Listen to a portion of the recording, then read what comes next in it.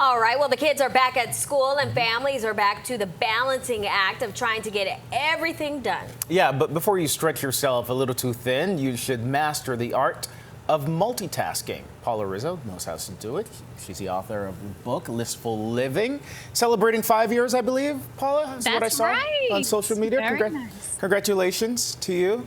Thank you. Attention to detail. I love it. There you go. It's because we jot things down. We make a list. Paula, what would you say is the key to being a master multitasker? Well, listen, multitasking gets a bad rap. It's not always the best thing to do because not every task is created equal, okay? Some will drain your productivity when you put them together, and then others will actually boost your productivity and help you get more things done. So, for instance, let's talk about the things you should not put together, okay? Things like reading and talking on the phone. You're using the same parts of your brain, language and comprehension. Your brain doesn't know what to do, okay? Texting and driving, the same thing, motor coordination, focus. You need all of those things to just look at one of those tasks. When your brain tries to do both of them, it really doesn't know what to do. Like if you're on, a video call and you're trying to make a important decision, you can't do both at the same time. So we don't want to put those things together. Oh, that's interesting. And a complete side note, so I listen to my language tapes, language learning tapes when I'm at the gym or commuting.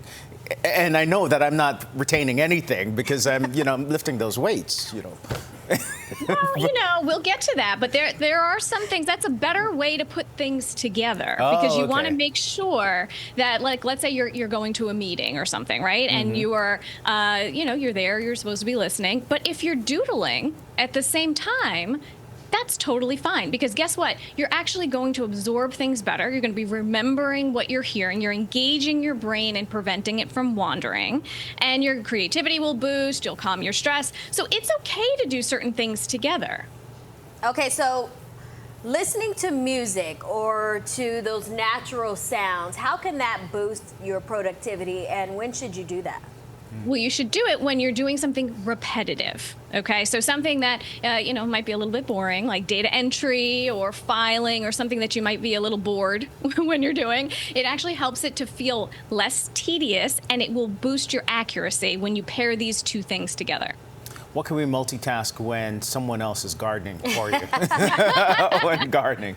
You could be painting, you could be doing some sort of it just has to be a low brain power activity, right? So that you can pair that with something like listening to language lessons. So this is a perfect one for you because it does not require a lot of brain power to be doing the gardening or to be doing the painting or whatever it is. So if you put them together, it doesn't overwhelm your brain and you're able to do both. Yeah, you're missing the part where I don't really like to do physical work. Yeah, you claim to be lifting weights, but we have to verify that. And finally, what about if you need to make a big decision? What should we be doing? She's got your number there. So going for a walk. Going for a walk is a great way because it actually will boost the blood flow to your brain. And so that allows you to have your brain wander, to be more creative. So if you're trying to make that, big decision, it does help by just going for a walk. It's the perfect complement. Great to know. Some great advice there, Paula. Thank you. Good to see you both. Good to see you. And by the way, for more ways to stay organized or to purchase Listful Living, celebrating 5 years of keeping you on the straight and narrow, head to paularizzo.com/lists.